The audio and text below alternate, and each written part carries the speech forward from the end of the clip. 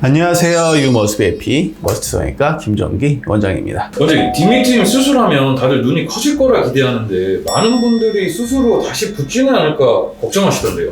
맞아요.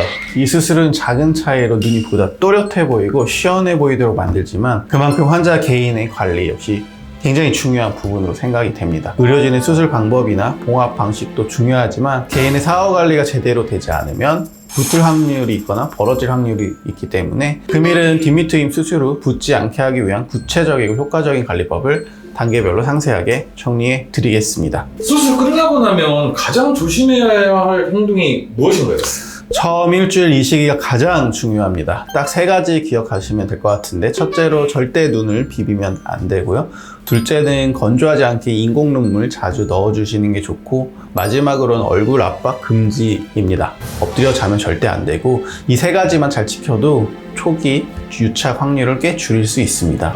눈을 안 비비는 거 진짜 생각보다 어렵더라고요. 맞아요. 습관적으로 만지는 분들 많죠. 무의식적으로 손이 갈 수 있으니 될 수 있으면 잘 보이는 곳에 주의사항을 적어두시고 절대 만지면 안 된다, 노터치 그런 식으로 주의사항을 적어두시고 하지 않도록 하는 것이 좋겠습니다. 특히 눈곱이 끼어 있다거나 수술 부위가 간지럽다고 결막이 부어 있다고 눈 비비면 절대 안 되니 손으로 눈 만지지 않기 꼭 명심 또 명심해야겠습니다. 보통 수술 후 3, 4개월 동안이 절개 부위가 온전히 아물어가는 기간이기 때문에 이 기간은 될 수 있는 대로 외부 자극이 덜 가해지는 것이 좋습니다. 첫 7일간은 세안 시에는 평소처럼 세안하시면 안 되고 가급적이면 눈 밑까지만 가볍게 세안하고 헹구거나 기름종이나 물티슈 같은 걸로 눈 주변이 자극되지 않도록 조심해서 세안해 주시면 좋겠습니다. 눈곱이 많이 끼는 분들은 어떻게 해야 할까요? 막 비비기도 어려울 텐데 말이죠. 식염수랑 면봉을 구비해 두면 좋을 것 같고, 면봉에 식염수 묻힌 상태로 거울을 보면서 조심스럽게 닦아내시면 됩니다. 이제 너무 눈곱이 많이 끼고 딱딱하게 굳어서 아침에 눈 뜨는 게 어려울 정도다?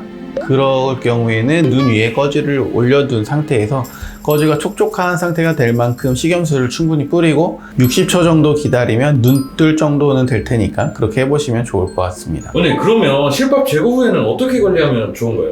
가장 중요한 건 눈꼬리 스트레칭. 눈꼬리를 위아래 방향으로 5초씩 살짝 당겨주는 건데요. 하루 2, 3일 정도 꾸준히 하면 이게 유착 방지에 정말 효과가 있습니다. 표정 지을 때도 눈가가 너무 일그러지지 않도록 조심해야겠는데요. 추후 눈가 보톡스를 맞아서 눈가의 움직임을 최소화하는 것도 도움이 됩니다. 눈 화장도 지울 때 특히 자극이 많이 될 수 있어요. 2주간은 꼭 피하시길 바라겠고, 가급적이면 이런 행동들은 시기를 뒤로 미루면 좋고, 콘택트 렌즈 착용도 1개월 차 이후부터 하는 것이 좋다고 봅니다. 그리고 가장 당부드리고 싶은 것 중 하나가 뒷미트림하고 수술 부위를 붓지 말라고 자꾸 수술 부위를 벌리려고 하시는 분들이 있는데, 그렇게 인위적으로 수술 부위 벌리다가는 제대로 아물지 못해서 상처 벌어지고 핏물 나고 하는 경우들이 있으니까 꼭 수술한 부위는 수술한 상태로 아물도록 두기로 합시다. 오늘 이렇게 뒷미트림 수술 후 효과가 잘 유지되는데 도움이 될 수 있는 개인 관리 방법 전달해 드렸는데요. 앞트임 수술할 때도 거의 동일하게 적용되는 이야기들이니 수술을 꼭 주의사항 잘 챙겨 주셔서 만족스러운 눈 수술 결과 얻어가시길 바라겠습니다. 도움이 되셨다면 좋아요, 댓글, 구독, 알림 설정 부탁드리고, 지금까지 머스트 성형외과 김정기 원장이었습니다.